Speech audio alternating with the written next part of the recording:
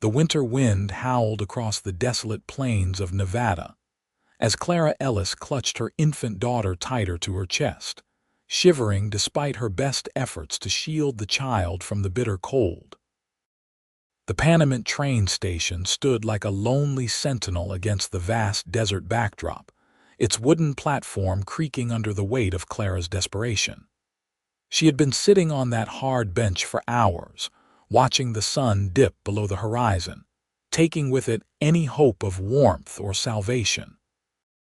It was 1876, and the frontier was as unforgiving as the people who had driven her here. Clara's threadbare dress offered little protection against the December chill, and her daughter, only 6 months old, whimpered softly against her breast, hungry and cold. They had been traveling for days, fleeing a past that threatened to consume them both. "Hush now, Lily," Clara whispered, pressing her chapped lips to her daughter's forehead. "Someone will come. Someone must come."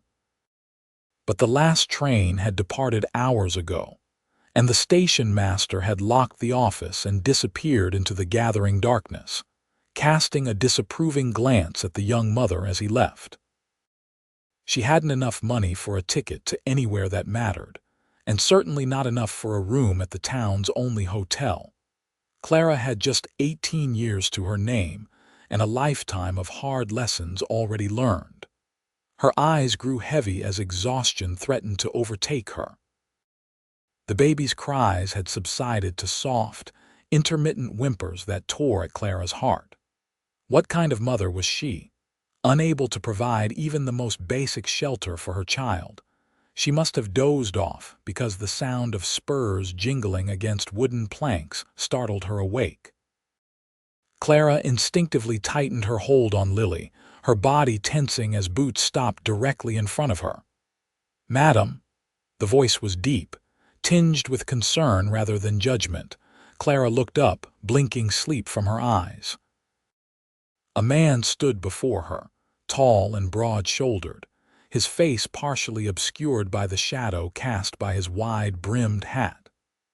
In the dim light of the station's single lantern, she could make out a strong jaw covered in stubble and eyes that seemed to study her with genuine worry. "You and your little one shouldn't be out in this cold," he said, his voice carrying over the whistle of the wind. "We're waiting for the morning train," Clara lied, her voice cracking from disuse and thirst.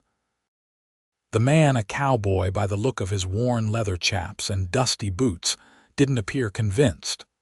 Without saying another word, he unbuttoned his heavy woolen coat and slipped it from his shoulders. Clara flinched as he moved closer, but instead of harm, she felt the weight of his coat settling around her and Lily, bringing immediate warmth. "Rest," he said simply, adjusting the coat to better cover the baby. "No one should be out in this weather, especially not with a child." Clara's eyes welled with tears she couldn't afford to shed. "Thank you," she whispered, the words inadequate for the kindness he'd shown. "Name's Ryder Wilcox," he said, crouching down to her eye level. "I've got a room at the boarding house in town. It ain't much, but it's warm and there's a proper bed for you and your little one." Clara stiffened. She'd learned the hard way that men rarely offered something for nothing, especially to a woman alone. As if reading her thoughts, Ryder shook his head. "No strings, madam. I'll take the floor, or if you prefer, I can pay for the room and find somewhere else to bunk down. But I can't in good conscience leave you both out here to freeze." There was sincerity in his eyes that Clara hadn't seen in a long time, a decency that seemed out of place in the harsh world she'd come to know. Still, she hesitated. "I'm Clara," she finally offered, her voice barely audible above the wind. "And this is Lily." Ryder nodded, a small smile touching his lips. "Pleased to meet you both, Clara and Lily. Now, what do you say we get you somewhere warm?" Clara knew the dangers of trusting a stranger, but the alternative was spending the night in the biting cold with her baby. Death seemed a more likely outcome than safety if they remained. "All right," she agreed, struggling to stand with Lily in her arms. Ryder reached out, offering his hand, which Clara took after a moment's hesitation. His palm was rough with calluses but gentle in its grip. As he helped her to her feet, Lily stirred and began to cry, a thin, pitiful sound that cut through the night air. "She's hungry," Clara explained, shame coloring her cheeks. "I haven't been able to feed her properly today." "The boarding house serves meals," Ryder said, picking up the small bundle Clara had set on the bench, all her worldly possessions. "Mrs. Hawkins is a fine cook, and she's got a soft spot for little ones." Clara followed Ryder down the platform steps, his coat enveloping her and Lily in a cocoon of warmth that smelled of tobacco, leather, and the open range. As they walked the short distance to town, Clara wondered what twist of fate had brought this cowboy to her at her moment of deepest despair. Panamint was little more than a collection of wooden buildings strung along a dusty main street, but to Clara, it looked like salvation. The boarding house sat at the far end, a two-story structure with light spilling from its windows, promising warmth and comfort within. Ryder led them up the steps and through the front door, where they were met by the heavenly smell of cooking and the blessed relief of heat from a roaring fireplace. A plump woman with gray, streaked hair twisted into a tight bun looked up from her knitting, her eyes widening at the sight of them. "Ryder Wilcox, what have you brought into my establishment at this hour?" she asked, though her tone held more curiosity than anger.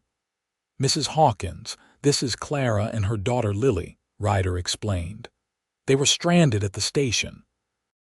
I was hoping you might have some supper left over, and maybe some warm milk for the little one." Mrs. Hawkins set aside her knitting and approached, her eyes softening as she took in Clara's disheveled appearance and the small bundle in her arms. Of course. Poor dear looks half frozen." She reached out to touch Lily's cheek. "And this little angel needs warming up too. Come, sit by the fire while I fetch you something to eat." Clara was ushered to a chair near the fireplace, the heat seeping into her bones and bringing with it an overwhelming tide of gratitude. Ryder hung back, watching as Mrs. Hawkins bustled about, returning quickly with a bowl of stew and a cup of warm milk. "I can thin this down for the baby," the older woman offered, taking some of the milk. "How old is she?" 6 months, Clara replied, shifting Lily in her arms as the baby began to fuss more insistently. "Old enough for a bit of broth then, too," Mrs. Hawkins decided, disappearing back to the kitchen. Clara looked up to find Ryder still standing near the door, his hat now in his hands, revealing a mop of dark hair that curled slightly at the ends. "Thank you," she said again, unable to find more eloquent words for her gratitude. Ryder nodded, a hint of color rising on his sun-weathered cheeks. "No need for thanks, madam. Anyone would have done the same." But they both knew that wasn't true. In the world Clara had experienced, kindness was as rare as gold and often came with a steeper price.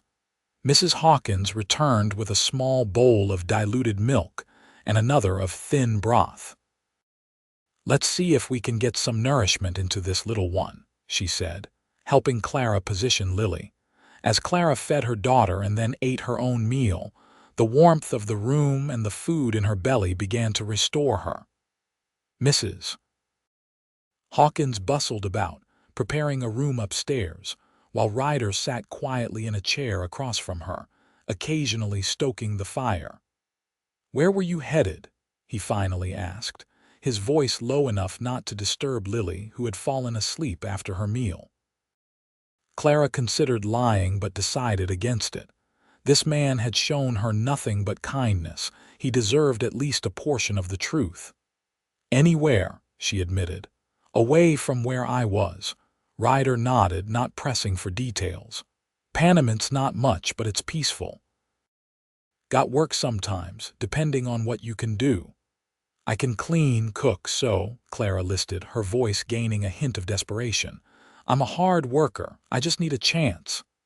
"I believe you are," Ryder said, his eyes never leaving hers. There was a steadiness to him that Clara found reassuring, a solidity in a world that had proven to be made of shifting sands. Mrs. Hawkins reappeared, announcing that the room was ready. Ryder stood immediately, retrieving Clara's small bundle and gesturing toward the stairs. "I've given you the corner room," Mrs. Hawkins explained as they climbed the stairs. "It gets the morning sun, which will be nice for the baby. And it's just across the hall from Ryder's room, should you need anything." Clara cast a questioning glance at Ryder, who quickly explained, "I work at the Peterson Ranch outside town, but I keep a room here for when I need to stay in Panamint overnight." The room was small but clean, with a narrow bed, a washstand, and a rocking chair near the window. Mrs. Hawkins had already lit the small stove in the corner, filling the space with gentle heat. "I'll leave you to settle in," the older woman said. "There's fresh water in the pitcher and I've laid out some towels. We can talk more in the morning about arrangements." Clara tensed at the word, knowing she had no means to pay for such luxury. Ryder must have noticed because he stepped forward. "I'll cover Mrs. Ellis's expenses for the time being," he said firmly. "She can stay as long as she needs." Mrs.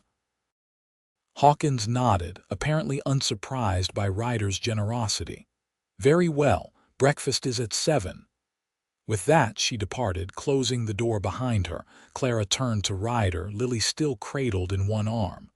"I can't accept, you can and you will," Ryder interrupted gently. "At least until you're back on your feet. Everyone needs help sometimes, Clara." The use of her name sent an unexpected warmth through her chest. "I'll repay you," she promised. "Every cent."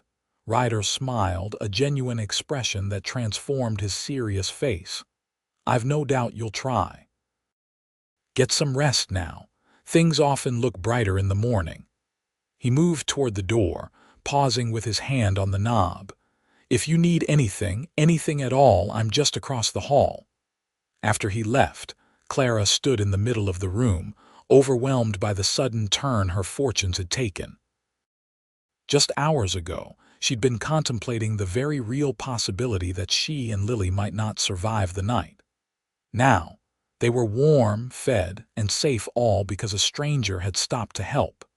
Clara carefully laid Lily on the bed, building a barrier of pillows to keep her from rolling off. Then she finally shrugged out of Ryder's coat, which she'd kept wrapped around them both. It was heavy and still warm from his body. Clara ran her fingers over the worn wool, wondering about the man who owned it, Ryder Wilcox. A cowboy with kind eyes and gentler hands than his rugged appearance suggested. Clara knew better than to trust too quickly or too deeply. But as she hung his coat on a hook by the door, she couldn't help but feel that perhaps, just perhaps, her luck had finally changed. For the first time in months, Clara slept deeply, without fear of what the next day might bring. Morning came with the promised sunlight streaming through the small window, casting golden patterns across the faded quilt. Clara woke to find Lily already awake, contentedly chewing on her own fingers. The baby's eyes brightened at the sight of her mother, and a toothless grin spread across her tiny face. "Good morning, my love," Clara whispered, gathering Lily into her arms.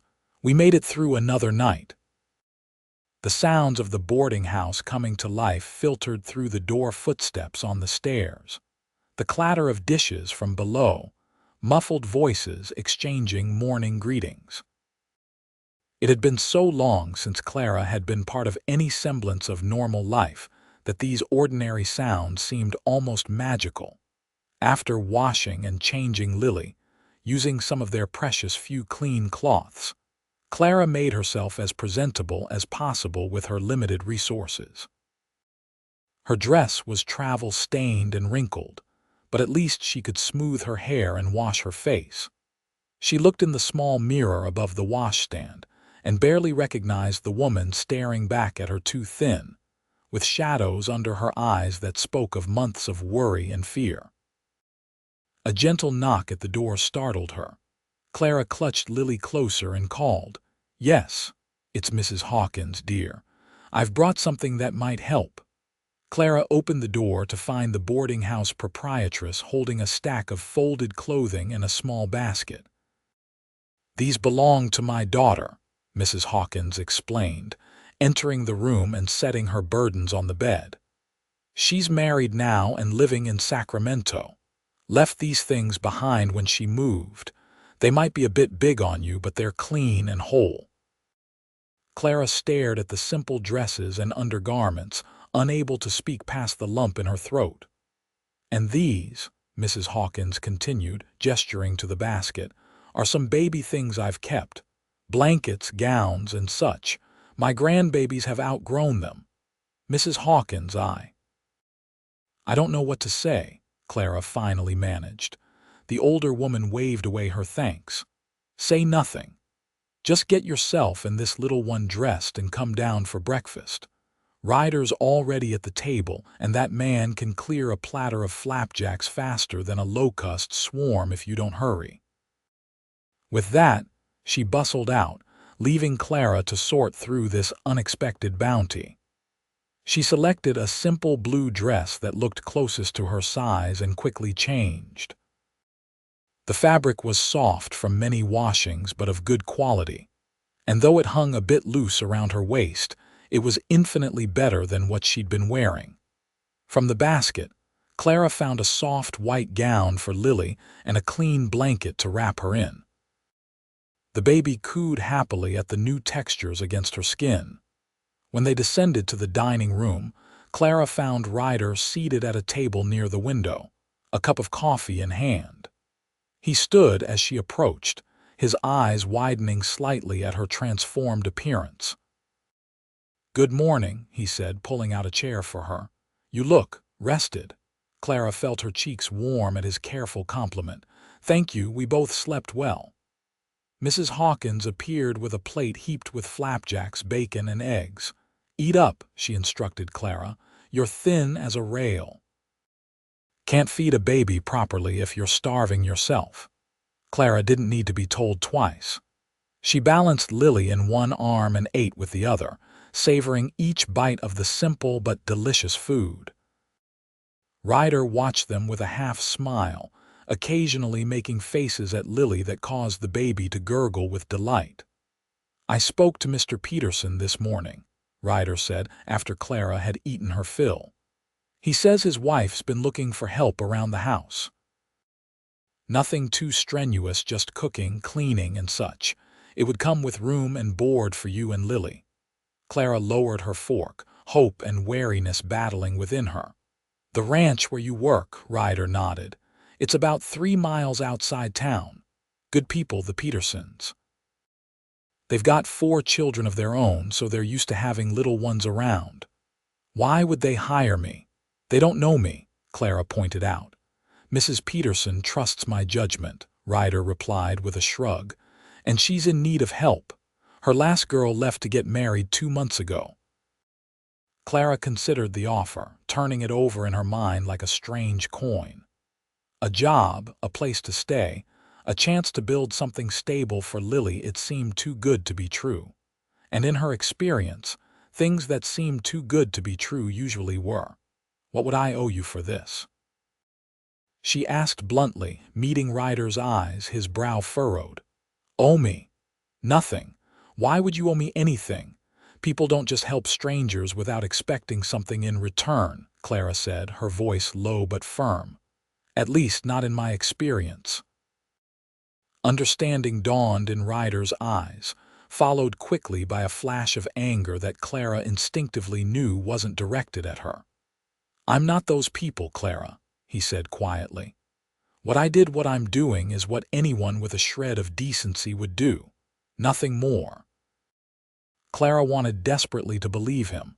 Something in his steady gaze made her think that perhaps she could. "Then thank you," she said simply. "I'd be grateful for the opportunity to meet Mrs. Peterson." Ryder's expression relaxed. "Good. I'll take you out there today if that suits you." "It does." As they finished breakfast, Ryder asked, "Where did you come from, Clara? Before Panamint, I mean." Clara tensed, then deliberately relaxed her shoulders. "East," she said vaguely. "I was born in Pennsylvania. That's a long way to travel alone with a baby." "Yes," Clara agreed, offering nothing more. Ryder seemed to understand her reluctance. "Well, Nevada's a good place for fresh starts. Not much out here but opportunity and open sky." After breakfast, Ryder brought around a wagon, helping Clara and Lily up onto the seat. Mrs. Hawkins had packed them a small bundle of the donated clothes and baby items, and Clara clutched it in her lap as they set off down the main street of Panamint. The December day was clear but cold, the winter sun providing light without much warmth. Ryder had insisted Clara wear his coat again, and she was grateful for its protection against the biting wind. Lily was securely wrapped in blankets and nestled in the crook of Clara's arm, her eyes wide as she took in the new sights and sounds. "Have you worked for the Petersons long?" Clara asked as they left the small town behind and headed out into the open country. "5 years now," Ryder replied. "Came west when I was 20, drifted for a while. The Petersons gave me a chance when I needed one." He glanced at her. "They're good that way." The landscape was stark but beautiful, vast expanses of sagebrush and scrub, punctuated by distant mountains whose peaks were dusted with snow. It was nothing like the crowded streets and smoke-filled skies of the eastern cities Clara had known. "It's so empty," she murmured, not entirely sure if she found the openness frightening or freeing. Ryder chuckled.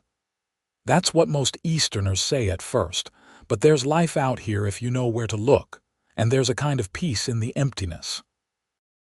They traveled in comfortable silence for a time, the rhythm of the horses' hooves and the creak of the wagon wheels creating a soothing backdrop. Clara found herself studying Ryder from the corner of her eye. In the daylight, she could see him clearly for the first time. He was younger than she'd initially thought, perhaps in his late 20s, with features that were handsome in a rugged, weathered way. His hands were sure on the reins, and there was an ease to his posture that spoke of a man comfortable in his own skin. "How old is Lily?" he asked suddenly, breaking the silence. 6 months, Clara answered. "She was born in June." Ryder nodded, a small smile playing at his lips as he watched the baby who had fallen asleep against Clara's chest. "She's a good baby, doesn't fuss much." "She's the best thing in my life," Clara said softly, stroking Lily's cheek with one finger. "The only good thing for a long time." Ryder's eyes met hers briefly, full of questions he didn't ask. "Well, maybe that's changing now," he said instead. They crested a small rise, and the Peterson ranch came into view below them, a sprawling single-story house with several outbuildings, corrals, and a large barn. Smoke rose from the chimney, and even from a distance, Clara could see figures moving about the yard. "Home sweet home," Ryder said, urging the horses forward. "At least for those of us who work here." As they approached, a woman emerged from the house, shading her eyes against the sun as she watched their arrival. She was a sturdy-looking woman of middle age with a practical appearance and a face that showed both character and kindness. "That's Mrs. Peterson," Ryder explained. "Mrs. Abigail Peterson. Her husband Thomas runs the cattle operation. I'm the foreman." Clara's eyebrows rose in surprise. "Foreman." "I thought that I was just a hand," Ryder grinned. "I started that way, worked my way up." Before Clara could respond, they pulled up in front of the house, and Mrs. Peterson approached the wagon.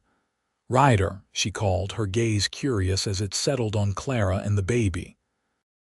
"I see you've brought company." Ryder jumped down from the wagon and moved around to help Clara descend. "Mrs. Peterson, this is Clara Ellis and her daughter Lily." "Clara, Mrs. Abigail Peterson." Clara clutched Lily with one arm and offered her free hand. "It's a pleasure to meet you, Mrs. Peterson." The older woman took her hand, her grip firm and warm. "Likewise, Mrs. Ellis. Ryder mentioned you might be interested in a position here at the ranch." "Please, it's Miss Ellis," Clara corrected gently. "And yes, I would be very grateful for the opportunity." Something flickered in Mrs. Peterson's eyes, understanding, perhaps, or compassion, but she simply nodded. "Well, come inside out of the cold and we can discuss the details. The children are with their father checking the north pasture, so we'll have some quiet for our conversation."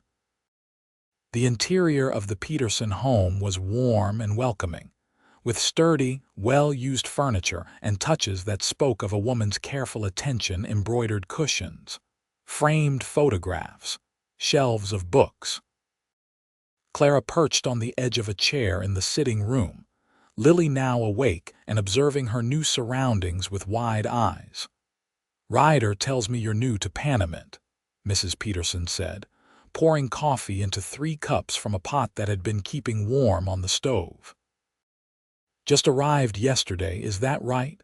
"Yes, madam," Clara confirmed, accepting the cup with a grateful nod. "I was traveling west looking for a fresh start." Mrs. Peterson's gaze was shrewd but not unkind. "Many people come west for that reason.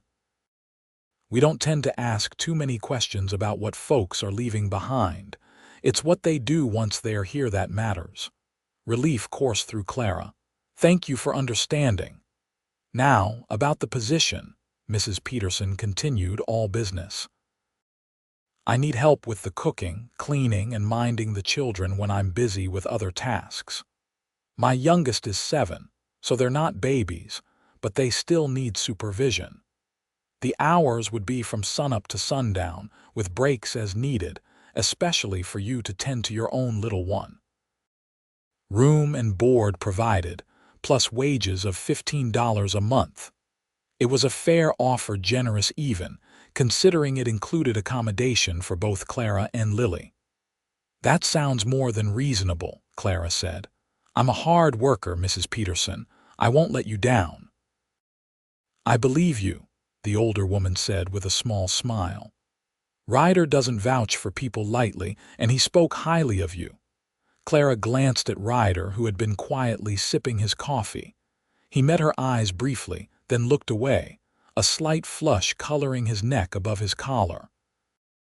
"When can you start?" Mrs. Peterson asked. "Immediately," Clara replied without hesitation. "I have very few possessions to move." "Excellent. Ryder can show you to the small cabin behind the house. It was built for the previous help but hasn't been used in a couple of months. It's nothing fancy, but it's clean and has its own stove for heat." After finishing their coffee, Ryder led Clara outside and around to the back of the main house, where a small, sturdy cabin sat about 50 yards away. It was indeed modest, just one room with a small porch, but to Clara, it looked like a palace compared to some of the places she'd slept over the past months. "It's perfect," she said as they stepped inside. The cabin contained a narrow bed, a table with 2 chairs, a small cookstove, and a chest of drawers. Simple curtains hung at the single window, and a braided rug covered part of the wooden floor. "Mrs. Peterson keeps it ready for whoever might need it," Ryder explained, moving to light the stove. "There's a woodpile out back. I'll make sure it stays stocked for you and Lily." Clara turned to face him fully, Lily still in her arms. "Why are you doing all this for us, Ryder? The truth, please." Ryder straightened, brushing his hands on his pants. "The truth." He seemed to consider his words carefully.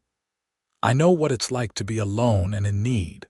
When I first came west, I was little more than a boy with big ideas and no real skills.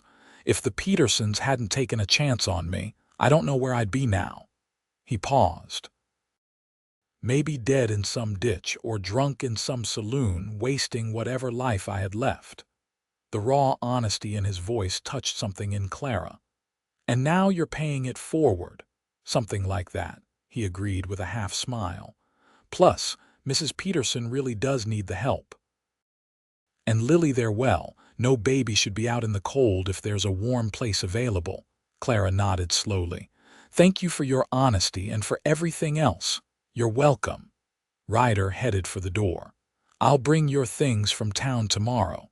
For now, Mrs.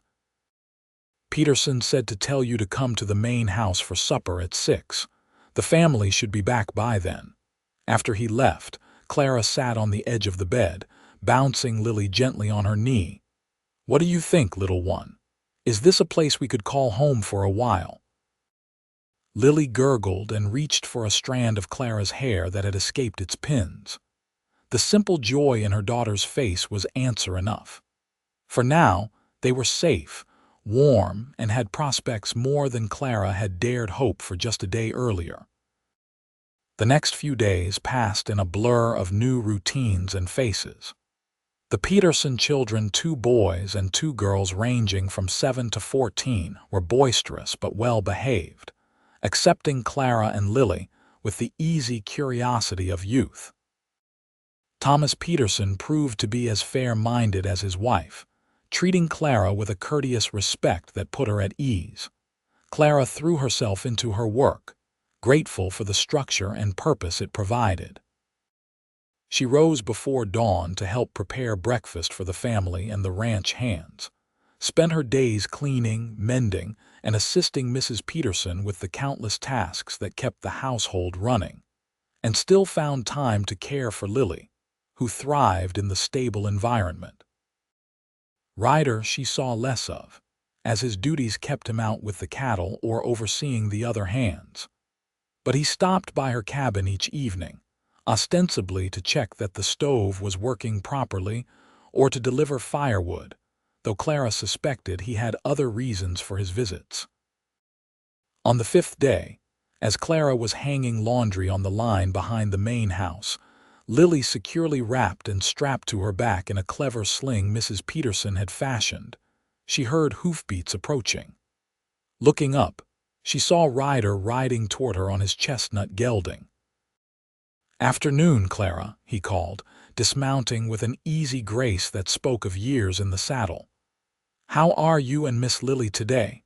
"We're well," Clara replied, reaching to secure a sheet that threatened to blow away in the brisk wind. "Busy but well." Ryder reached up to help, his height allowing him to easily attach the wayward corner to the line. "Mrs. Peterson working you too hard?" "Not at all," Clara assured him. "I'm grateful for the work. Idleness has never suited me." Ryder nodded, his eyes lingering on her face. "You look better." Less worried. Clara felt a smile tug at her lips. "I feel better. Having a roof over our heads and regular meals does wonders.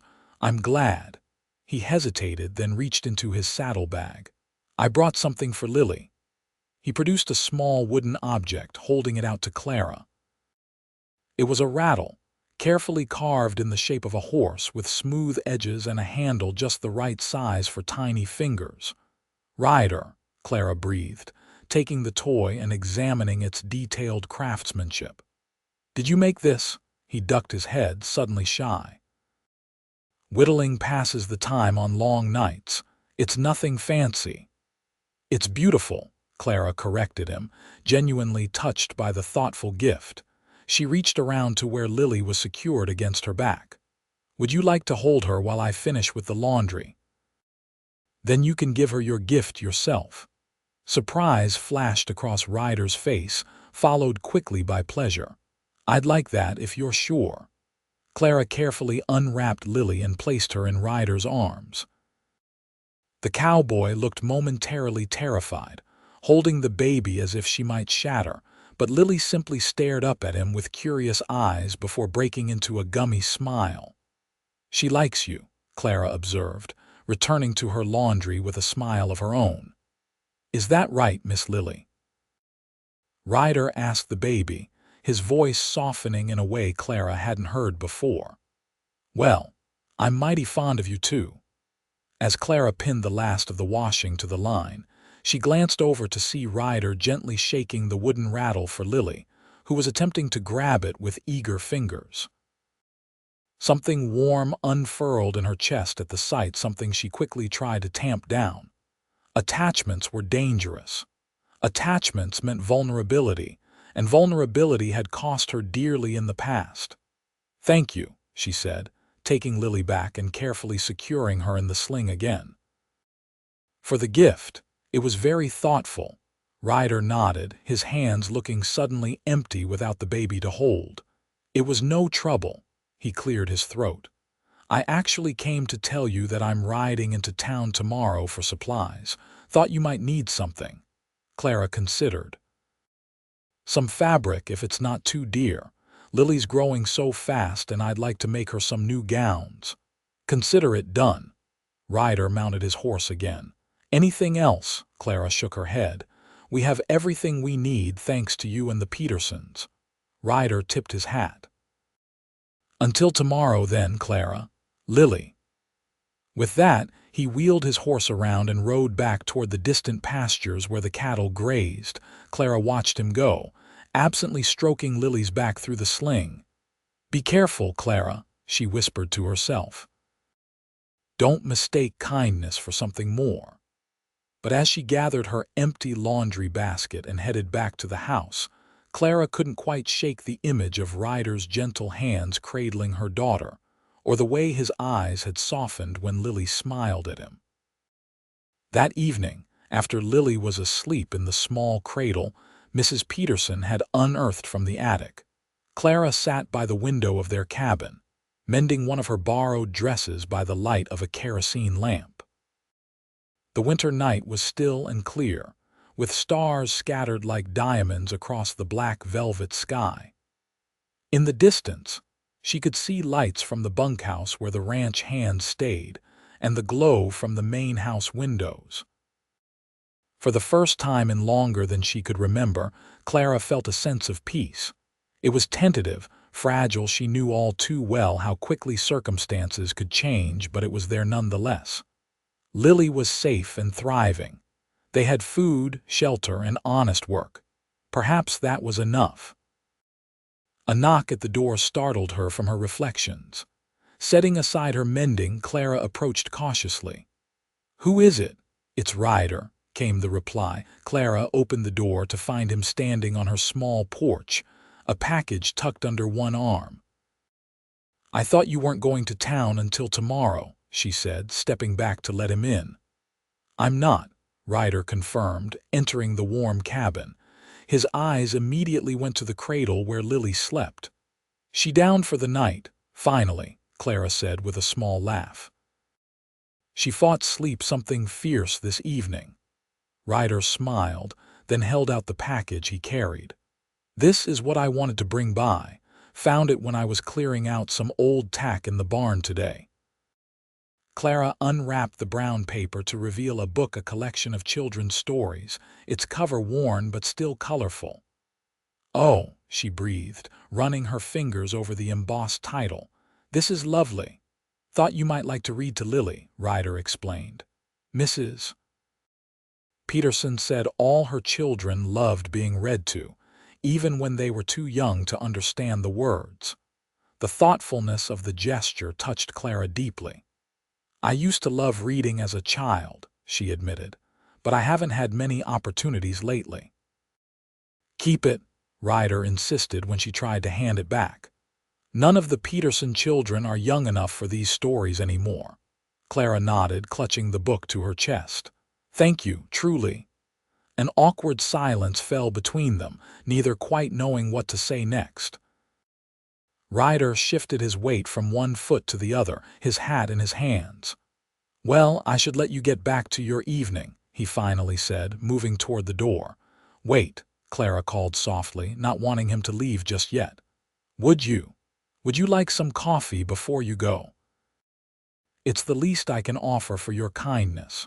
Ryder hesitated, then nodded. "I'd like that."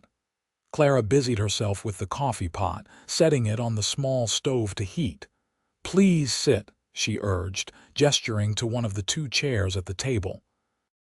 Ryder did as she asked, looking almost comically large in the small chair. He set his hat on the table and ran a hand through his dark hair, which fell immediately back across his forehead. "How long have you been in Nevada?" Clara asked, seeking safe conversation as the coffee brewed. 8 years now, Ryder replied. "Came west from Missouri after the war." Clara's hand stilled on the coffee cups. "You fought in the war, last year of it," Ryder confirmed, his expression growing distant. "Was barely 18 when I enlisted, saw enough to know I never wanted to see more." Clara nodded, understanding more than she cared to admit. The war had cast long shadows, even for those who hadn't fought in it directly. "And your family, are they still in Missouri?"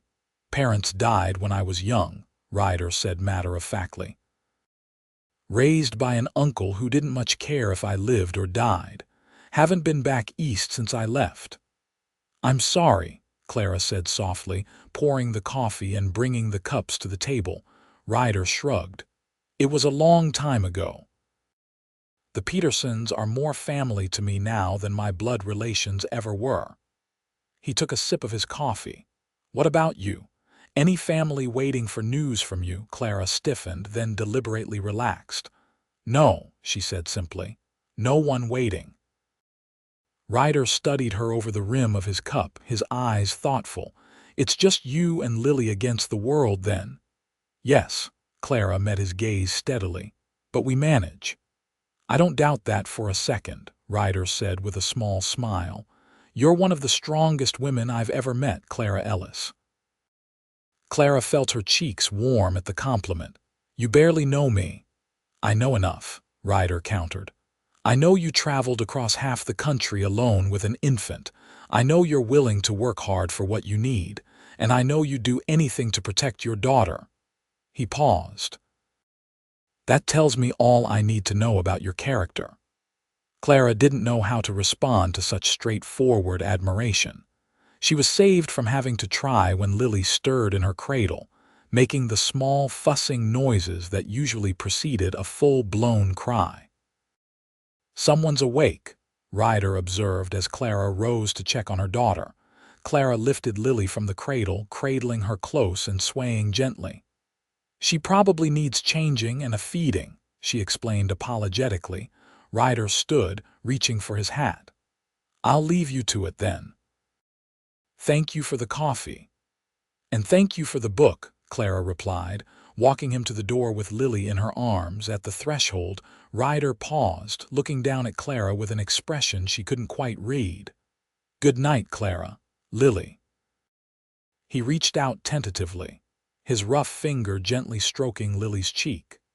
The baby caught his finger in her tiny fist, holding it for a moment before letting go. Something passed between the adults in that moment, a current of understanding, of connection that went beyond words. Then Ryder stepped back, settled his hat on his head and disappeared into the night. Clara closed the door behind him, her heart beating a little faster than normal. "Oh, Lily," she whispered to her daughter. "I think we might be in trouble." The days stretched into weeks, and January gave way to February. Winter maintained its grip on the Nevada landscape, but within the Peterson ranch, Clara and Lily had found a warmth that went beyond physical comfort. Mrs. Peterson had proven to be not just a fair employer but also a mentor of sorts, teaching Clara the skills needed to run a household efficiently. The children had taken to calling her Miss Clara, and delighted in playing with Lily, who was growing more alert and interactive by the day. And then there was Ryder. Their evening conversations had become a regular occurrence, sometimes just brief exchanges as he delivered firewood or checked that their stove was functioning properly. Other times longer discussions over coffee after Lily had been put to bed. Clara found herself looking forward to these visits with an eagerness that both excited and frightened her. She learned that beneath Ryder's quiet exterior was a thoughtful, intelligent man with a dry wit that often caught her by surprise. He told her stories of cattle drives and the characters he'd met in his years out west. In return, Clara shared carefully edited tales of her childhood in Pennsylvania, the books she'd read, the dreams she'd once had of seeing the world. What she didn't share were the darker chapters of her history, the series of misfortunes and poor decisions that had led her to flee east with nothing but her baby and the clothes on her back. Sometimes she caught Ryder watching her with questions in his eyes, but he never pressed when she fell silent or changed the subject. One evening in mid-February, Clara was washing dishes in the main house kitchen after supper when Mrs. Peterson joined her, picking up a towel to dry the clean plates. "You've been a godsend these past weeks, Clara," the older woman said, arranging the dried dishes in neat stacks. "I don't know how I managed before you came." "I'm the one who should be grateful," Clara replied honestly. "You and your family have been so kind to me and Lily." Mrs. Peterson smiled, her eyes crinkling at the corners.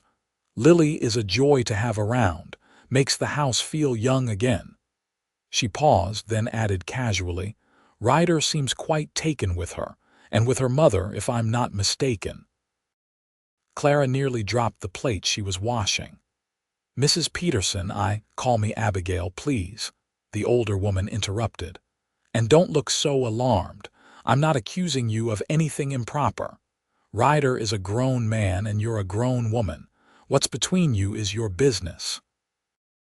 "There's nothing between us," Clara protested, though the words felt hollow even to her own ears. Abigail gave her a knowing look. "If you say so. But I've known that boy for 5 years now, and I've never seen him smile as much as he has these past weeks." She set down her towel. "Ryder's had his share of hardships, Clara. He doesn't let people in easily. The fact that he's opened up to you means something." Clara stared down at the soapy water, her mind whirling. I can't." She took a deep breath. "My situation is complicated, Abigail." "Most situations are," the older woman replied simply, "but complications have a way of working themselves out when people are honest with each other." She patted Clara's hand. "Just something to think about." After finishing the dishes, Clara walked back to her cabin, Lily bundled against her chest in the sling. The night was clear and cold, the moon casting silver light across the frozen landscape. Her breath formed clouds in the air as she considered Abigail's words. Had she been fooling herself? Pretending that what she felt for Ryder was merely gratitude and friendship? And even if there was something more, could she ever allow herself to act on it, knowing the secrets she kept?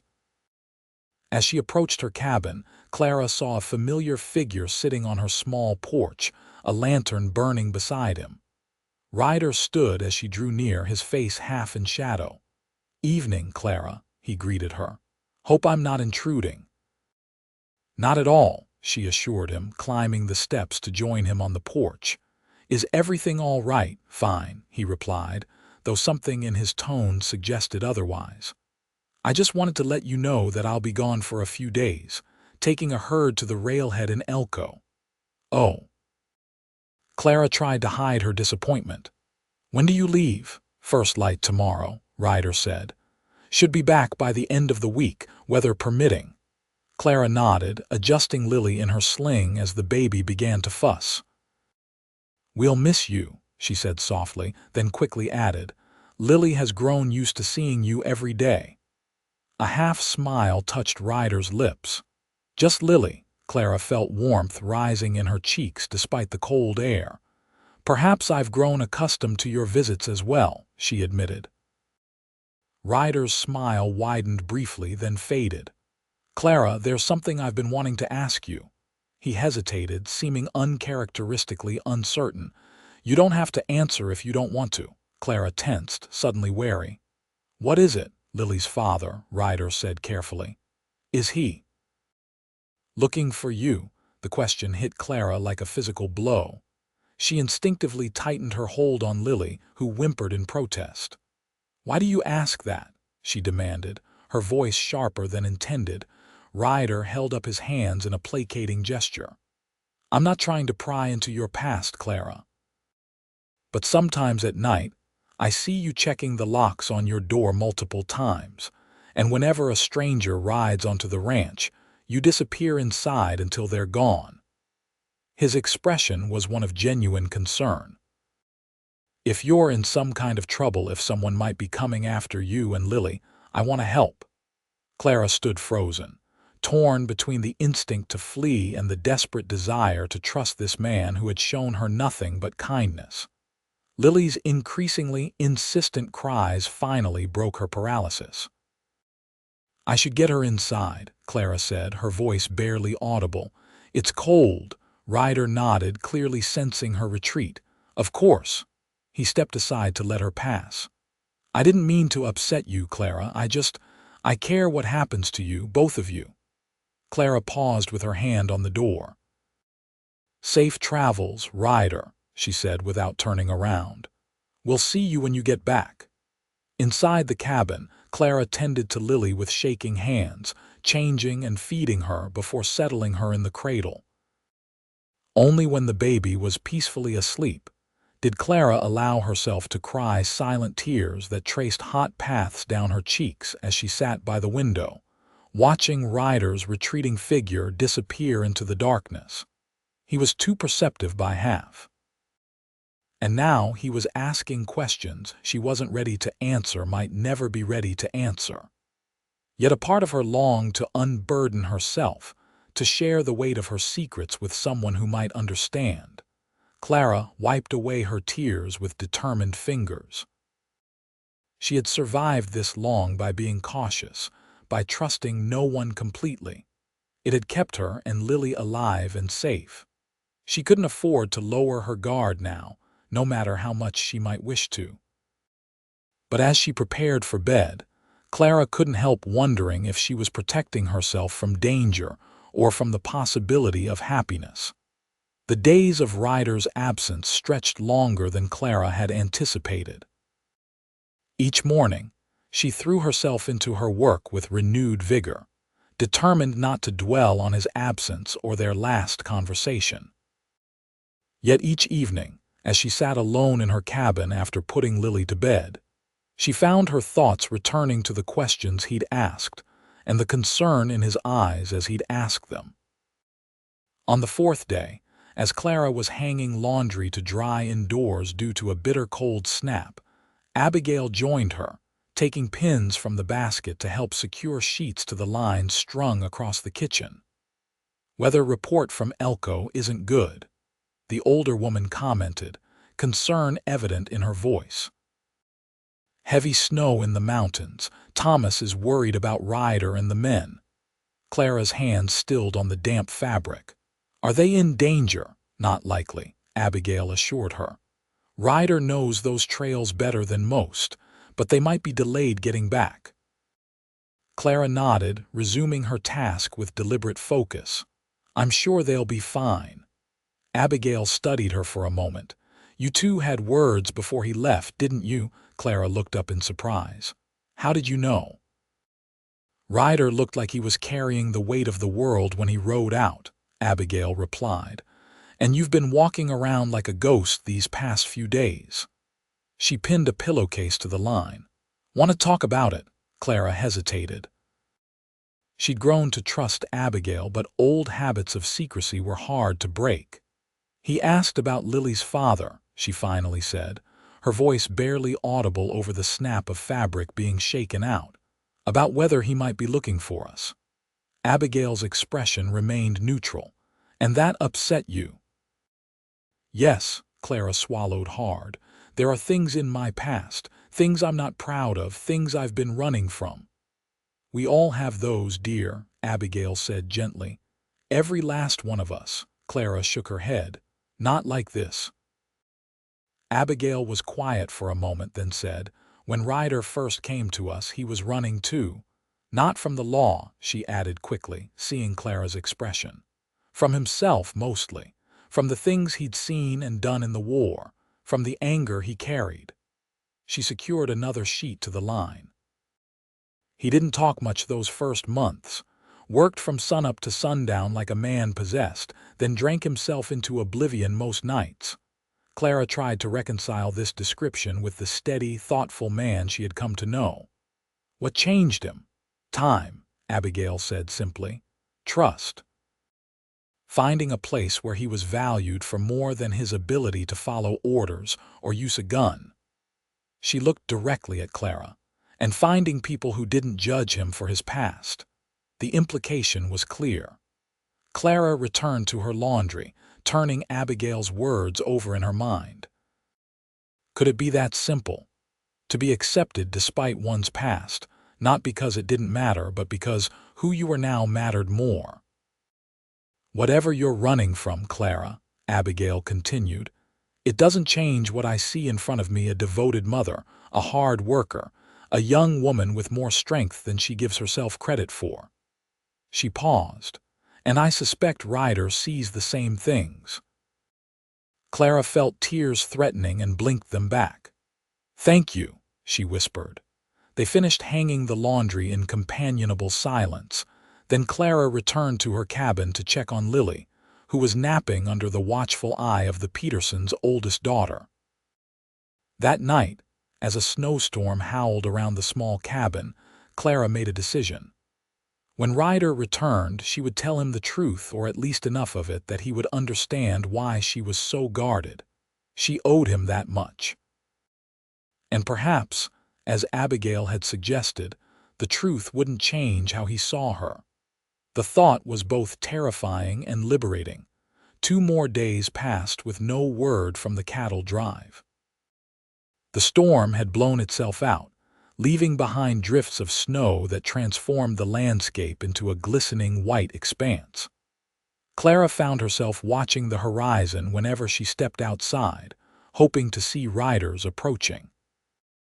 On the afternoon of the 7th day since Ryder's departure, Clara was in the main house teaching the Peterson girls to make bread when she heard a commotion outside. Wiping her flour-covered hands on her apron, she moved to the window just in time to see a group of riders approaching the ranch. "They're back!" 14-year-old Emma Peterson exclaimed, abandoning the dough she'd been kneading to race toward the door. Clara's heart leapt, then immediately constricted with anxiety. Now that the moment had come, she wasn't sure she was ready for the conversation she'd promised herself she would have with Ryder. "Clara," Abigail's voice broke through her thoughts. "Are you all right? You've gone pale." "I'm fine," Clara assured her, forcing a smile. "Just tired, I think." Abigail clearly didn't believe her but didn't press the issue. "Why don't you finish up here and I'll go welcome the men home? I'm sure they're half frozen and starving." Clara nodded gratefully, returning to the bread dough with shaking hands. Through the window, she watched as the riders dismounted, their breath forming clouds in the cold air.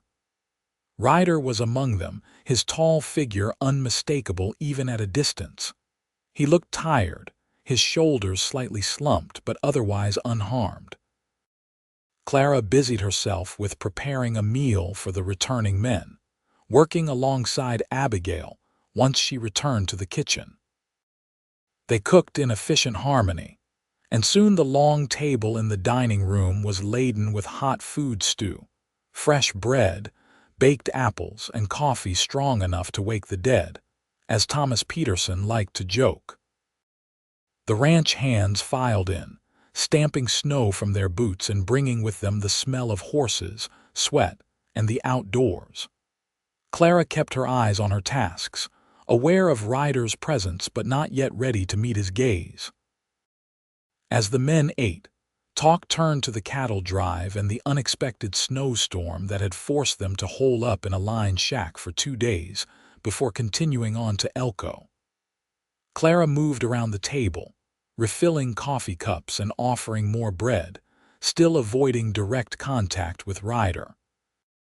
"Miss Clara makes the best bread in Nevada," one of the older hands, Charlie, declared as she set another loaf on the table. "Worth coming home to, that's for sure." There were murmurs of agreement from the other men, and Clara felt her cheeks warm at the praise. She finally allowed herself a glance at Ryder, only to find him already watching her, his expression unreadable. "Thank you, Charlie," she said, quickly looking away. "It's good to have you all back safely." After the meal, the men dispersed, some to the bunkhouse to rest, others to tend to chores that couldn't wait despite their exhaustion. Clara cleaned up the kitchen with Abigail's help, then bundled Lily, who had been napping in a makeshift cradle in the corner, and prepared to return to their cabin. As she stepped outside into the crisp evening air, she found Ryder waiting for her, a fresh load of firewood in his arms. "Thought you might need this," he said, his voice gruff from fatigue. "Temperatures dropping again tonight." "Thank you," Clara replied softly, unable to meet his eyes. "You should be resting after your journey." "I will," he assured her. "Just wanted to make sure you and Lily were set for the night." They walked to the cabin in silence, the only sounds the crunch of their boots in the snow and Lily's occasional soft noises from within her blanket cocoon. At the door, Clara fumbled with the key, her gloved hands clumsy with cold and nerves. Ryder waited patiently, the wood stacked in his arms. When she finally got the door open, he followed her inside, heading directly to the wood box by the stove to deposit his burden. "I'll get the fire going stronger for you," he offered, already kneeling to open the stove door and add more logs to the glowing embers within. Clara set Lily in her cradle, removing the outer layer of blankets now that they were in the relative warmth of the cabin. Her heart hammered in her chest as she watched Ryder tend to the fire, his movements efficient despite his obvious fatigue. "Ryder," she began, forcing the words past the tightness in her throat. "About before you left, about the questions you asked." He straightened, turning to face her. "You don't owe me any explanations, Clara. I overstepped." "No," she said quickly. "You didn't. You've been nothing but kind to me and Lily. You deserve, if not the whole truth, then at least enough to understand why I reacted the way I did." Ryder's expression softened. "Only if you want to tell me, Clara. Not because you think you owe it to me." Clara took a deep breath. "I want to, it's hard to know where to begin." "How about we sit down?" Ryder suggested gently, "and you can start wherever feels right." They settled at the small table, the fire crackling in the stove sending warmth and flickering light throughout the cabin. Lily dozed in her cradle, oblivious to the weight of the moment unfolding around her. Clara folded her hands on the table to stop them from trembling. "I was 18 when I met Edward," she began, her voice quiet but steady. "He was older, charming, well-spoken. Said he was a businessman from New York. I was naive, desperate to escape the drudgery of my life in Pennsylvania." She laughed bitterly. "It seems I've always been running from something." Ryder remained silent, his eyes never leaving her face. "We weren't married, though he promised we would be. I followed him to Chicago, then St. Louis.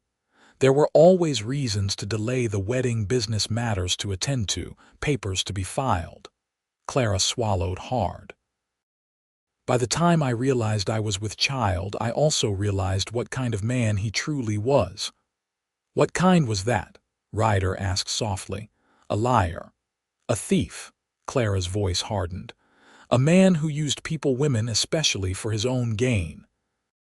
He had wives in 3 different cities, all believing they were the only one, all supporting his so-called business ventures with their labor or their family's money." Ryder's jaw tightened, but he said nothing. "When I confronted him, Clara's hand unconsciously rose to her cheek, remembering. "He showed me a side of himself I hadn't seen before. I knew then that I had to get away, not just for myself, but for my baby." "So you ran," Ryder said, understanding dawning in his eyes. Clara nodded. "With nothing but what I could carry. I was 7 months along by then. Made it to Denver, where Lily was born. Worked as a laundress until she was strong enough to travel again, then kept moving west." She met Ryder's gaze directly for the first time. "He said if I ever left him, he'd find me. And when he did, He'd take everything from me, including my child. Do you think he's still looking for you? Ryder asked, his voice careful and controlled, though Clara could sense the anger beneath. I don't know, she admitted. Sometimes I think he's forgotten all about me, just another foolish girl he left behind. Other times. She shivered despite the warmth of the cabin. Other times I'm certain I see his face in every stranger who passes through town. Ryder was quiet for a long moment, processing her story. Then he reached across the table and covered her folded hands with one of his. Thank you for trusting me with this, Clara. The simple touch and the sincerity in his voice broke something loose inside her. Tears she'd been holding back for months spilled down her cheeks. I've been so afraid, she whispered. For so long. You don't have to be afraid anymore, Ryder said firmly. Not here, not while I'm around. Clara looked up at him through her tears. I can't ask you to take on my problems, Ryder. You didn't ask, he pointed out. I'm offering. He squeezed her hands gently. Besides, I meant what I said before I left. I care about what happens to you and Lily. More than I probably should, given how short a time we've known each other. The admission hung in the air between them, fraught with meaning and possibility. Clara felt something shift inside her, fear giving way to something warmer, more hopeful. I care about you too, she admitted softly. That's part of what scared me. I didn't think I could ever trust a man again after Edward. Ryder's thumb stroked the back of her hand, the gesture tender and reassuring. I won't pretend to be perfect, Clara. I've made my share of mistakes, but I could never hurt you or Lily. Clara believed him. Despite everything her experiences had taught her about men and their promises, she believed Ryder Wilcox with a certainty that defied explanation. Lily chose that moment to wake, her hungry cries filling the cabin. Clara reluctantly pulled her hands from beneath Ryder's and rose to attend to her daughter. I should let you two get some rest, Ryder said, standing as well. It's been a long day, Clara nodded, lifting Lily from her cradle and cradling her close. Thank you for listening, for not judging. Nothing to judge, Ryder replied simply. You did what you had to do to protect yourself and your child. There's courage in that, Clara, not shame. As he moved toward the door, Clara called after him, Ryder. When he turned back, she said, I'm glad you made it home safely. A slow smile spread across his face, the first genuine smile she'd seen since his return. Me too, Clara. Me too. After he left, Clara sat in the rocking chair by the stove, feeding Lily and reflecting on their conversation. She felt lighter somehow, as if sharing even a portion of her burden had diminished its weight. And Ryder's response, his understanding, his lack of judgment, his offer of protection had touched her more deeply than she'd thought possible. For the first time since she'd fled Edward's violent rage, Clara allowed herself to imagine a future that held more than just survival, a future that might include happiness, security, and perhaps even love. As March arrived, bringing with it the first hints of spring to the Nevada desert, life at the Peterson ranch settled into a comfortable rhythm. Clara continued her duties in the main house, but now she found herself looking forward to the evenings when Ryder would join her in her cabin after his day's work was done. Sometimes they simply shared a meal and quiet conversation while Lily played on a blanket at their feet. Other times, Ryder would read aloud from one of the books he borrowed from the Petersons' modest library, his deep voice bringing the stories to life in a way that delighted both Clara and, seemingly, Lily, who would stare up at him with rapt attention. There was a careful distance maintained between them, physically, a mutual understanding that whatever was growing between them needed time and space to develop naturally. But emotionally, Clara found herself opening up more and more, sharing memories and dreams she'd kept locked away for years. In return, Ryder gradually revealed his own past, the horrors he'd witnessed during his brief time in the war, his aimless wandering afterward, the demons he'd battled with whiskey before finding his place at the Peterson Ranch. "I still have nightmares sometimes," he admitted one evening as they sat on the small porch of Clara's cabin, watching the sunset paint the western sky in shades of gold and crimson. Lily was already asleep inside, allowing them a rare moment of adult conversation without interruption. "Not as often as before, but they still come." Clara studied his profile, strong and solid against the fading light. "What helps?" she asked softly. Ryder was quiet for a moment. "Having purpose," he finally said. "Knowing that what I do matters to someone. That I'm more than just the things I've seen or done." He glanced at her. "And lately, knowing that you and Lily are here, that helps too." The simple admission warmed Clara more than the spring sunshine ever could. "You matter to us," she said, her voice barely above a whisper. "You've become important to us both." Ryder's hand found hers on the porch rail, his calloused fingers entwining with hers. It was the first deliberate touch they'd shared since the night she'd told him about Edward, and Clara felt it like a current running through her entire body. "Clara," he began, his voice rougher than usual. "I know it hasn't been that long, and I know you have every reason to be cautious, but I need you to know that He was interrupted by the sound of hoofbeats approaching, one of the ranch hands riding toward them at a brisk trot. Ryder reluctantly released Clara's hand as the rider drew near. "Ryder," the young hand called, reining in his horse. "Mr. Peterson's looking for you. Telegram came from Carson City. Says it's urgent." Ryder nodded, his expression shifting from tender to businesslike in an instant. "Tell him I'm on my way." As the rider wheeled his horse around and galloped back toward the main house, Ryder turned back to Clara. "I have to go." "Of course," she said, trying to hide her disappointment. "Will I see you tomorrow?" Ryder hesitated. "I'm not sure. Depends on what's in that telegram." He reached out, his fingers lightly brushing her cheek in a gesture so gentle it made her breath catch. "But I'll come by as soon as I can. There's something I want to ask you." With that cryptic statement, he was gone, striding purposefully toward the main house, leaving Clara to wonder what urgent business had called him away and what question he had been about to pose. Clara didn't see Ryder the following day, nor the day after.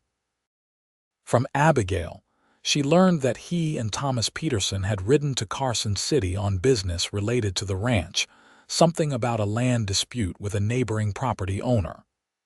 "They should be back by the end of the week," Abigail assured her, noting Clara's poorly concealed concern. "Sooner, if the weather holds." Clara threw herself into her work, trying not to dwell on Ryder's absence or the interrupted conversation that had left her with so many questions. She cleaned the main house from top to bottom, helped the children with their lessons, mended a stack of clothes that had been awaiting attention, and spent every spare moment with Lily, who was now attempting to crawl, much to her mother's mingled pride and dismay. "She'll be into everything soon," Abigail commented one afternoon as they watched Lily determinedly pushing herself backward across the kitchen floor, her little face scrunched in concentration. "You'll need eyes in the back of your head." Clara laughed, scooping up her daughter before she could disappear under the heavy kitchen table. "She's already more mobile than I'd like. I can hardly keep up with her." "That's children for you," Abigail said with a knowing smile. "Just wait until she's walking."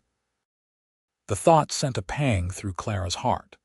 Lily was growing so quickly, changing every day in small ways that only a mother would notice. She wanted her daughter to have stability, security, a real home, not just a series of temporary shelters. And increasingly, Clara found herself wanting that home to include Ryder. The realization both thrilled and terrified her.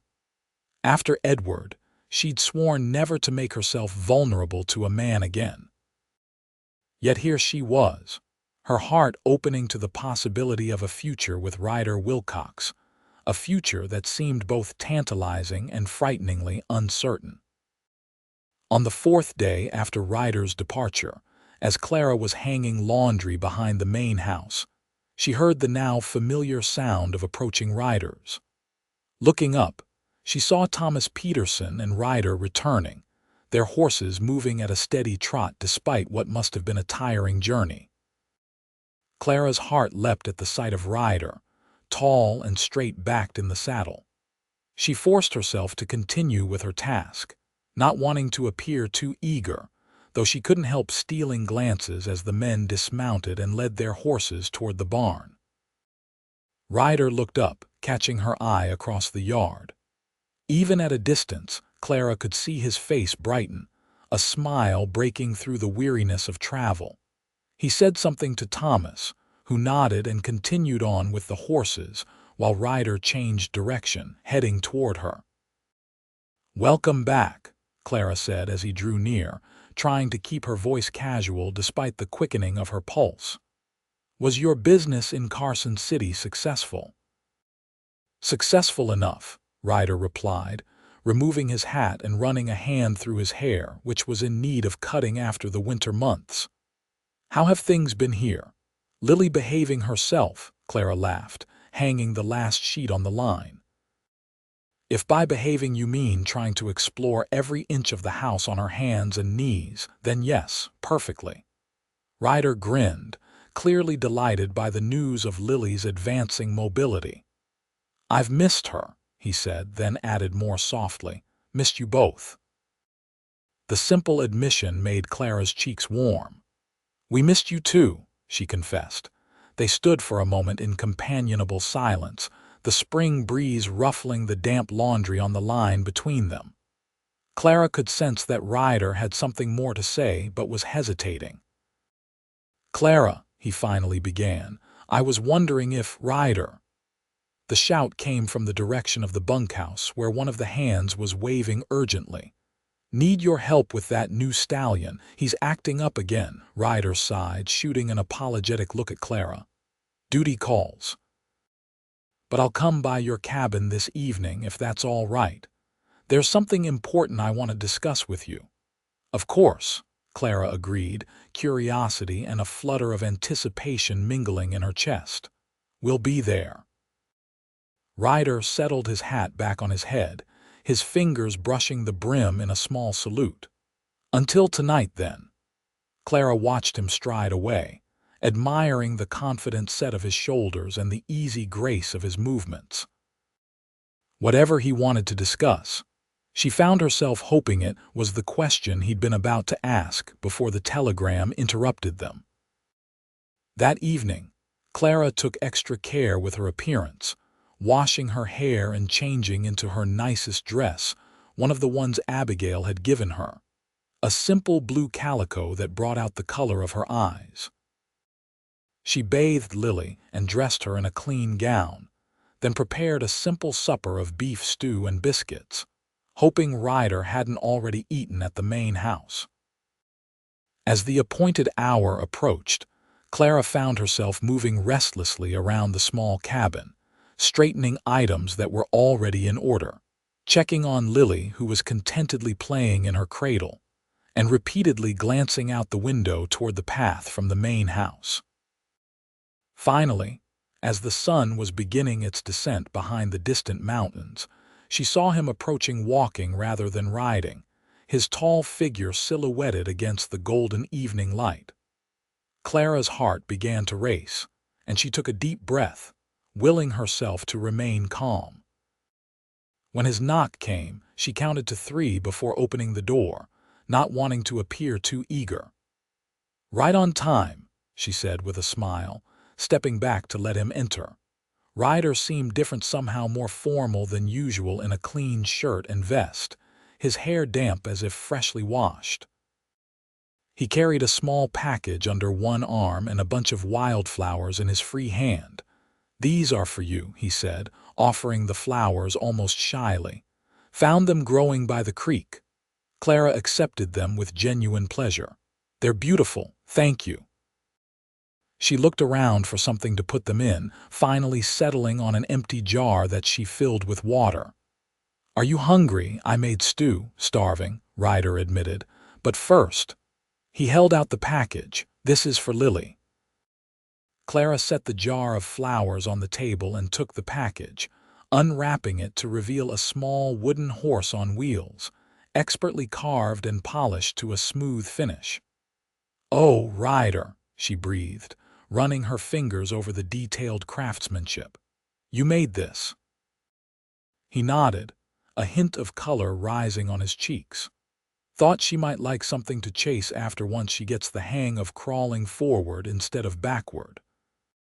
Clara was touched by the thoughtfulness of the gift, not just the item itself, but the hours of work it represented, the care taken to ensure it was smooth and safe for a baby's hands.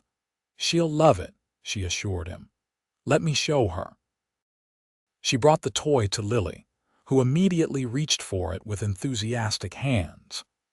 The baby examined it with serious concentration, then broke into a delighted smile, banging it against the side of her cradle. I think that means she approves, Clara laughed, returning to where Ryder stood watching them both with an expression that made her heart skip a beat. They ate supper at the small table, talking easily about the events of the past few days, the business in Carson City, the antics of the Peterson children, Lily's new accomplishments. But Clara could sense an underlying tension in Ryder, a nervous energy that was unlike his usual calm demeanor.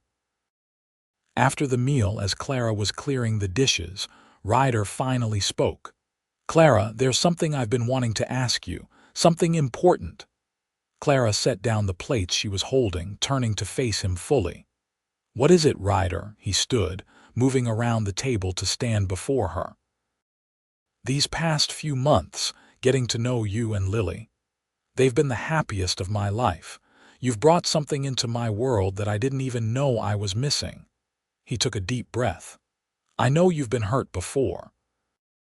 I know trust doesn't come easy to you, and you have every reason to be cautious. But I need you to know that what I feel for you, for both of you, is real and true. Clara's breath caught in her throat as Ryder reached for her hands, holding them gently in his own. I love you, Clara Ellis, he said simply, his voice steady despite the vulnerability in his eyes. I love your strength, your kindness, your determination. I love the way you care for Lily, the way you never give up, no matter how hard things get. He swallowed visibly. And if you'll let me, I want to spend my life showing you that not all men break their promises, that you deserve to be loved and cherished, that you and Lily both deserve a home and a family. Tears welled in Clara's eyes as she recognized the question he was building toward. Ryder. I'm asking if you'll marry me, Clara, he said, his thumbs stroking the backs of her hands. Not right away if you're not ready. I'll wait as long as you need. But I want you to know that's what I'm hoping for, a future with you and Lily.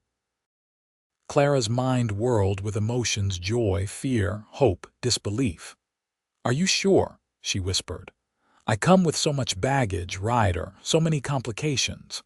I've never been more sure of anything in my life, he replied without hesitation. And as for complications, we all have those. We face them together, that's all. Clara searched his face, looking for any sign of doubt or reservation. She found only sincerity and a depth of feeling that matched the emotions churning in her own heart. Yes, she said softly, then with growing certainty. Yes, I'll marry you, Ryder. The joy that spread across his face was like sunrise breaking over the mountains. He pulled her gently into his arms, holding her as if she were made of precious glass. I'll do right by you, Clara, he promised, his voice rough with emotion. You and Lily both, I swear it. I know you will, Clara replied, and she found that she truly believed it. Despite everything her past had taught her about the untrustworthiness of men's promises, she believed in Ryder Wilcox with her whole heart. Lily chose that moment to let out a demanding cry from her cradle, as if sensing she was missing something important. Clara and Ryder broke apart, laughing, and Clara went to lift her daughter into her arms. "What do you think, Miss Lily?" Ryder asked, approaching them both with a tender smile. "Would you mind terribly having me around all the time?" In response, Lily reached out her small hands toward him, her face lighting up with recognition and delight. Clara willingly passed her daughter to Ryder, who cradled her with the gentle confidence he'd developed over months of interaction. "I think that's a yes," Clara said, her heart full to bursting as she watched the man she loved holding her daughter as if she were his own. Ryder looked up, his eyes meeting Clara's over Lily's dark curls. "I love you both," he said simply, "more than I have words to tell you." "And we love you," Clara replied, the words coming easily, naturally, as if she'd been saying them all along. As the three of them stood together in the small cabin, bathed in the golden light of the setting sun, Clara felt the last of her defenses crumble. The past would always be part of her story, the mistakes, the pain, the fear. But it no longer defined her future. That future now held the promise of love, security, and family. Everything she'd once believed was forever beyond her reach. In Ryder's arms, with Lily between them, Clara had finally found her way home. The wedding took place in late April, when the desert was briefly transformed by a carpet of wildflowers, nature's blessing on their union. It was a simple affair held at the Peterson Ranch, with Thomas Peterson performing the ceremony, having been authorized by the county clerk for the occasion, and Abigail standing as Clara's witness. Lily, now nearly 10 months old and crawling with determined efficiency, was the center of attention in a new white dress that Abigail and Clara had sewn together. The Peterson children had taken it upon themselves to decorate the ranch house with more wildflowers than Clara had ever seen, filling every available container and stringing garlands from the rafters.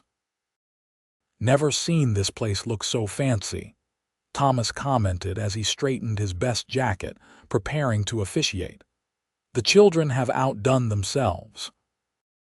Ryder, standing nervously by the fireplace in a new suit that Clara had insisted on altering to fit his tall frame perfectly, looked more handsome than she'd ever seen him.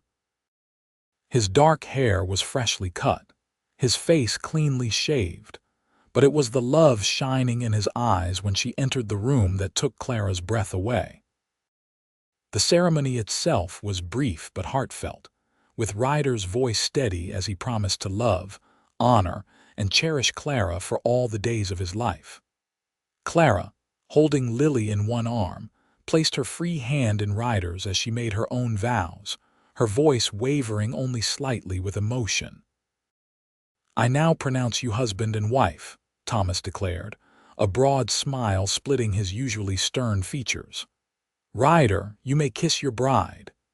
The kiss was gentle and respectful, mindful of the audience and of Lily balanced on Clara's hip. But in that brief meeting of lips, Clara felt the promise of deeper passions to be explored in private. The celebration afterward was joyous, with all the ranch hands joining the family for a feast prepared by Abigail and Clara over the previous days.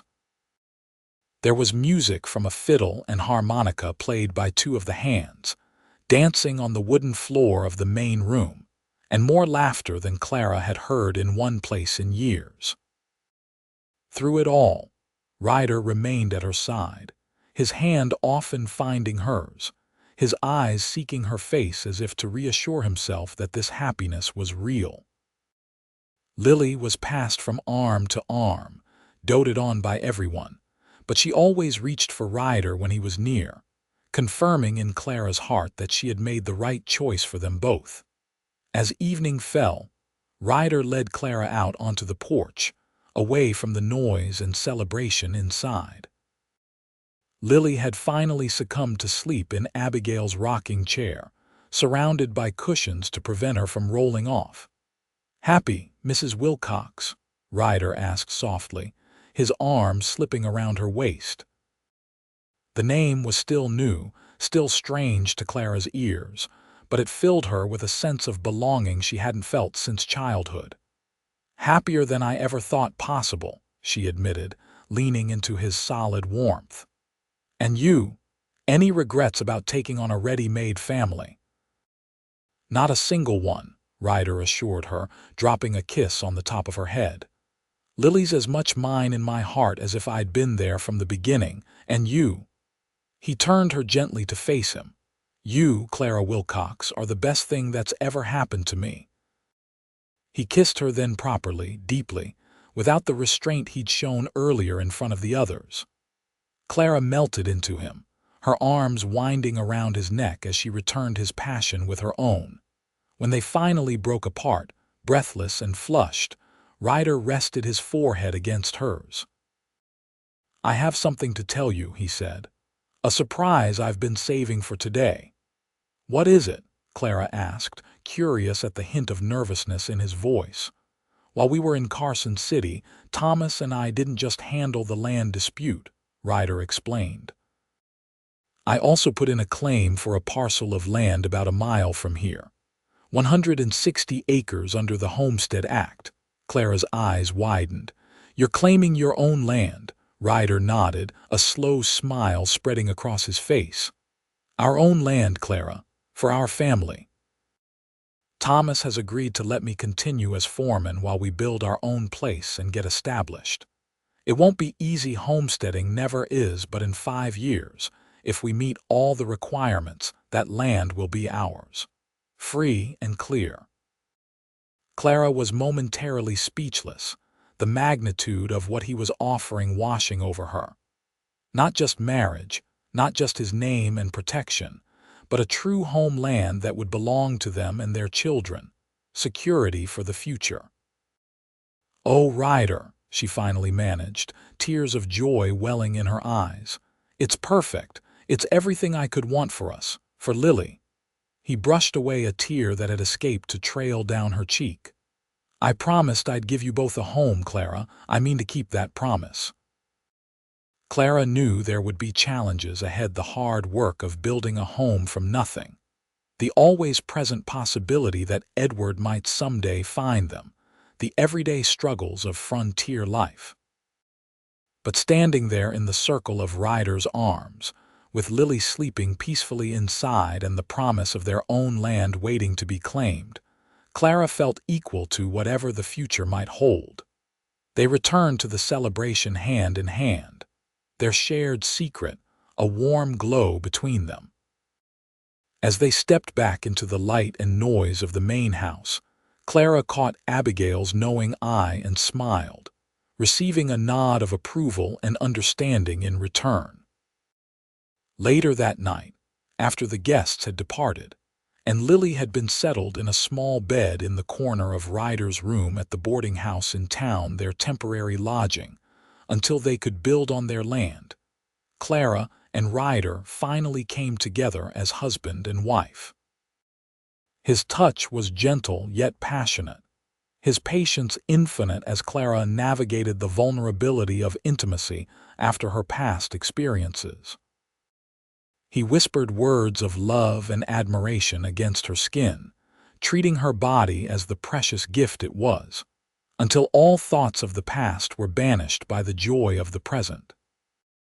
Afterward, as they lay tangled together in the quiet darkness, Clara rested her head on Ryder's chest, listening to the steady beat of his heart beneath her ear. "I never thought I could feel this way again," she confessed softly. "I never thought I could trust someone enough to let them this close." Ryder's fingers traced lazy patterns on her bare shoulder. "I'll spend every day making sure you never regret that trust, Clara." "I know you will," she replied, and found that she believed it with her whole heart. The fear that had been her constant companion for so long had finally begun to recede, replaced by a cautious but growing confidence in their future together. The months that followed, were a whirlwind of activity as Ryder and Clara began the monumental task of establishing their homestead. While continuing his duties as foreman at the Peterson Ranch, Ryder spent every spare moment clearing land, cutting timber, and beginning construction on a small but sturdy cabin that would be their first home on their own property. Clara divided her time between her continued work for the Petersons, now reduced to 3 days a week, and helping with the homestead preparations. She planted a vegetable garden near the site of their future cabin, determined to have some food growing by the time they moved in. Lily, now walking with increasing confidence, toddled along behind her mother, helping in her own earnest but often counterproductive way.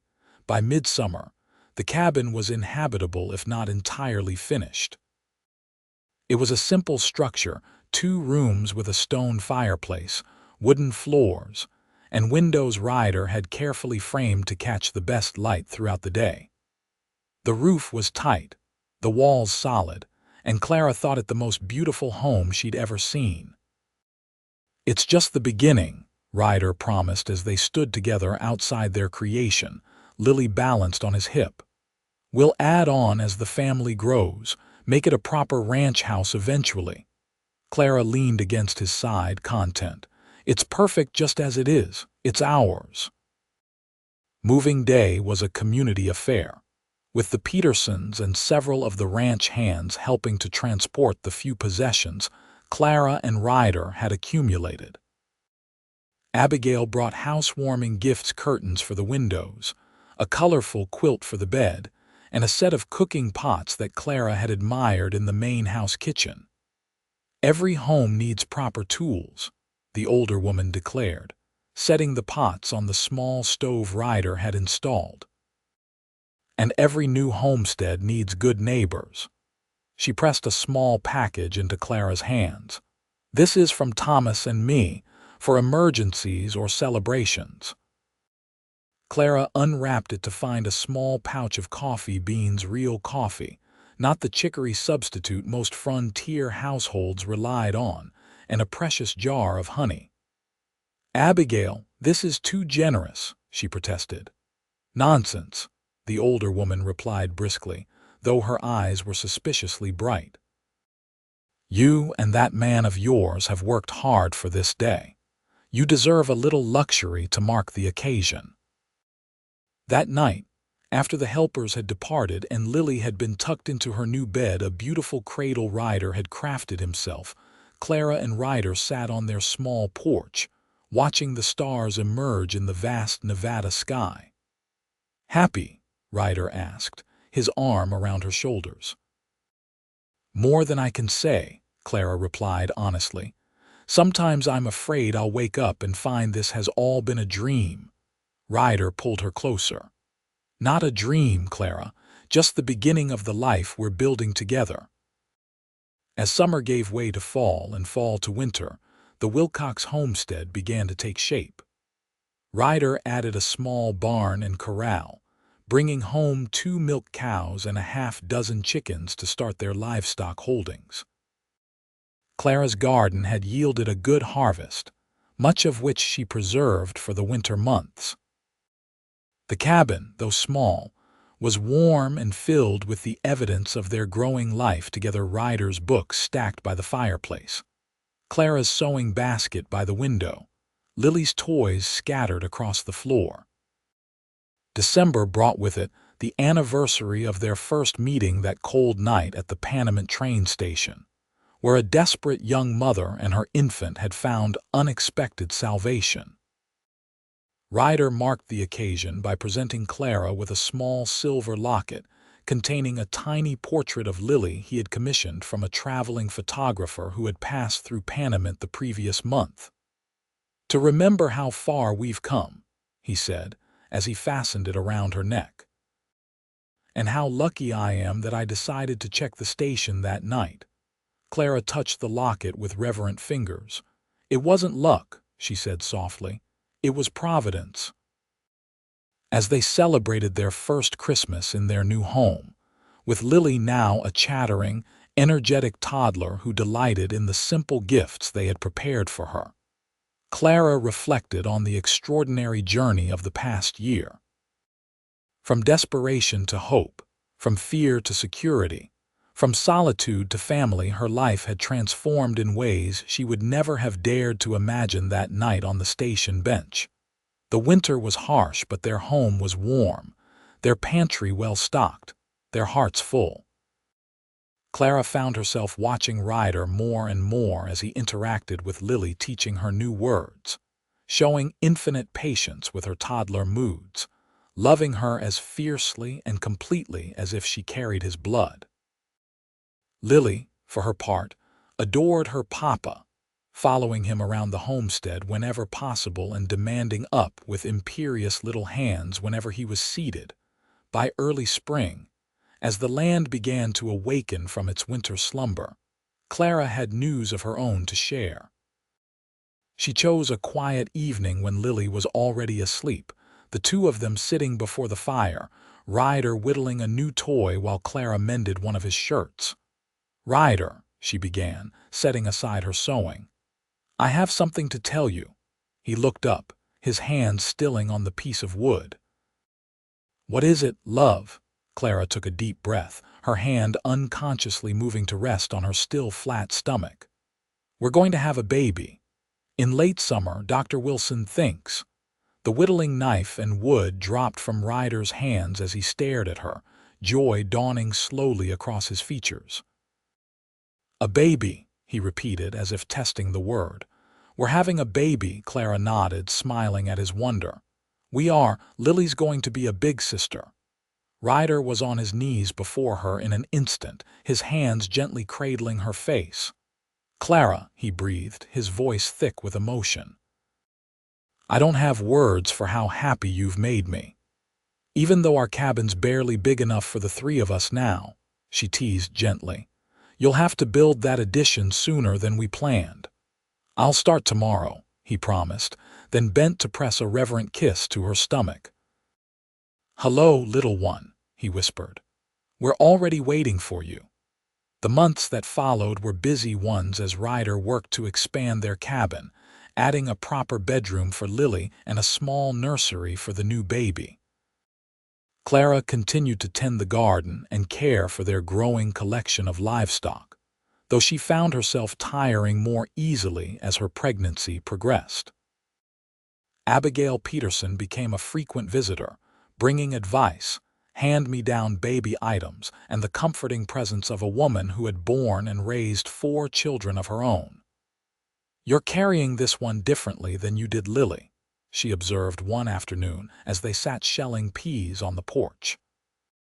"Might be a boy this time," Clara smiled, rubbing her rounded belly where the baby kicked energetically.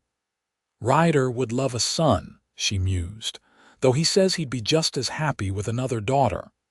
"That man would be happy if you gave birth to a porcupine," Abigail said dryly. "He's so besotted with you and Lily, it's almost embarrassing to watch." Clara laughed, knowing it was true. Ryder's love for his family was evident in everything he did, from the careful construction of their home to the tender way he cared for Lily to the passionate devotion he showed Clara when they were alone. Their son was born on a hot August night, arriving with a lusty cry that announced his presence to the world in no uncertain terms. Ryder, who had paced anxiously outside during the delivery attended by Abigail and the local midwife, burst into the room at the first sound of his child's voice. "A boy," Clara said weakly, holding out the swaddled infant for his father to see. "Strong and perfect." Ryder took the baby with trembling hands, staring down at the red, wrinkled face with an expression of pure awe. "He's beautiful," he whispered, "just like his mother." They named him Thomas Ryder Wilcox, honoring the man who had been like a father to Ryder and who had played such a pivotal role in their journey together. Lily, now nearly 2, regarded her new brother with a mixture of curiosity and suspicion, but soon appointed herself his official protector, informing visitors gravely that Tommy is my baby." Life settled into a new rhythm with 2 children in the house. The homestead continued to grow and prosper under Ryder's careful management. He still worked as foreman for the Petersons, but increasingly focused his energy on developing their own land. By the time Tommy was crawling, they had expanded their livestock holdings to include a small herd of cattle, marking the beginning of what Ryder hoped would one day be the Wilcox Ranch. Clara thrived in her role as wife and mother, finding joy in the domestic routines that had once seemed like burdens. She started a small side business selling her preserves and baked goods in Panamint, the extra income allowing them to purchase luxuries like store-bought fabric for new clothes and books for the children. As the years passed and their family grew, a daughter, Sarah, joining them 2 years after Tommy, followed 3 years later by another son, William. Clara sometimes found herself thinking back to that desperate night at the train station. How close she had come to giving up, to surrendering to the cold and despair, and how a single act of kindness from a stranger had changed the course of not just her life, but the lives of all the children who now filled their home with laughter and love. Edward remained a shadow in her past, but one that grew fainter with each passing year. Clara had once lived in constant fear of his appearance, jumping at every unfamiliar face in town. But as her roots in Nevada deepened and her confidence in Ryder's protection strengthened, that fear gradually receded. Whether Edward had forgotten her or simply never managed to track her west, she would never know. What mattered was that she was free of him in body and, finally, in spirit. On the 10th anniversary of the night they met, Ryder surprised Clara with a trip back to Panamint. The children were left in the capable hands of Abigail Peterson, now a beloved grandmother figure to all 4 Wilcox children, while Ryder and Clara rode into town alone. "Why are we going to the train station?" Clara asked as Ryder guided their buggy past the main street toward the small depot at the edge of town. "Humor me," he replied with a mysterious smile. The station was quiet when they arrived, much as it had been that December night a decade earlier. Ryder helped Clara down from the buggy and led her to the wooden bench where he had found her huddled with Lily. "Sit with me," he invited, taking a seat on the bench and patting the space beside him. Clara did as he asked, her curiosity growing. "Ryder Wilcox, what are you up to?"